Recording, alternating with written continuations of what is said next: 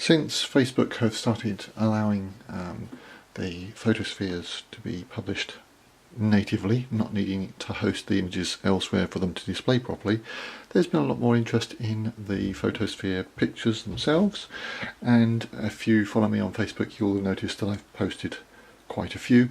Reposted being the case. I actually got this camera back in April, and before getting the camera I was still a big fan of photospheres and used to take them using my phone.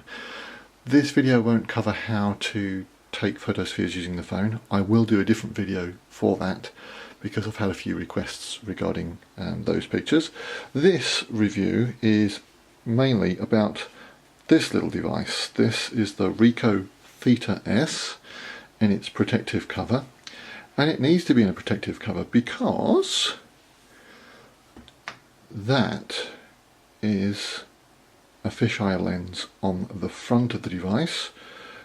Very little else on the device, just that one fisheye lens. That lens takes over 180 degrees of image, so it can see my hand next to the camera as well as in front of it. But this camera has not only one lens, but two. So this lens also takes a very wide angle image, and again it will see my hand over next to the camera. Because the camera is able to take two pictures, you can see the bulges of the lens on either side there. If you can see the lens, basically the lens can see you. So we could take a picture like this and it will show the camera that I'm taking the picture with. In fact, let's do that. So we'll turn the camera on.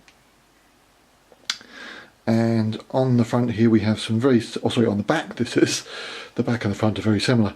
We have some very simple indicators. We have the indicator at the bottom that shows whether we're in camera mode, or push the button and we will be in video mode. And this flashing indicator above it shows that we've got Wi-Fi enabled. So again, very simple. Push the button to disable Wi-Fi, push the button at the bottom to change between single shot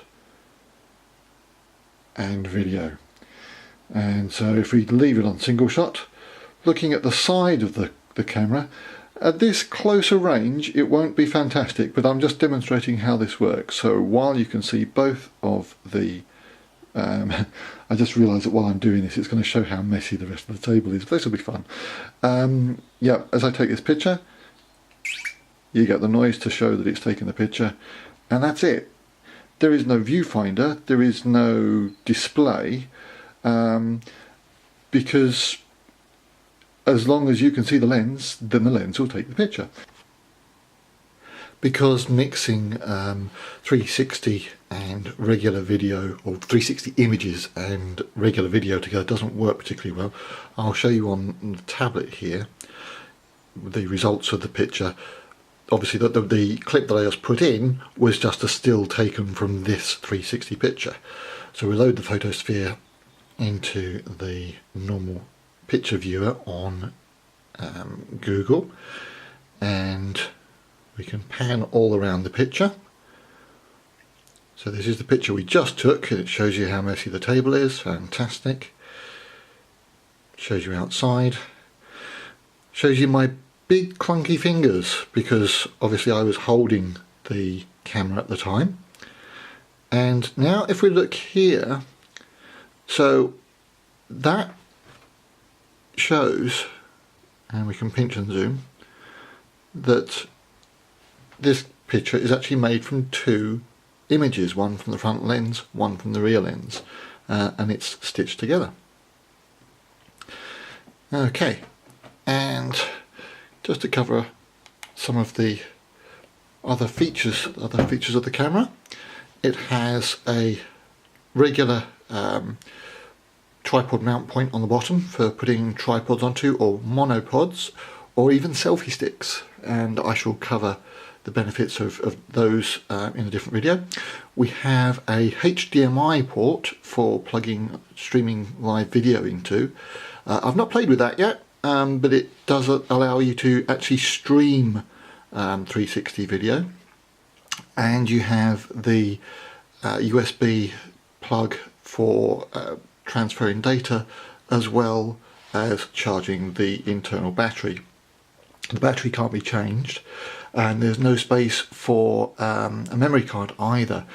This is probably due to the fact that because it's taking essentially 2 pictures or 2 videos, we want to make sure that all the components inside are operating at a speed that the system recognises. If you were to put an SD card in there, there's the chance that you would put in an SD card that's not quick enough, and you may end up with poor quality results. The picture that I took by pushing this single button, and you can do that. It'll work for either videos or still pictures. The other option you have is to use an app. So you can use an app on an iPhone device or an Android device. Again, I'll go into that in a different video because there's a lot to go into on that. On the top of the device we have microphone and speaker. The microphone to pick up when you're recording for video, and the speaker just to make the noise of the shutter as you take the picture.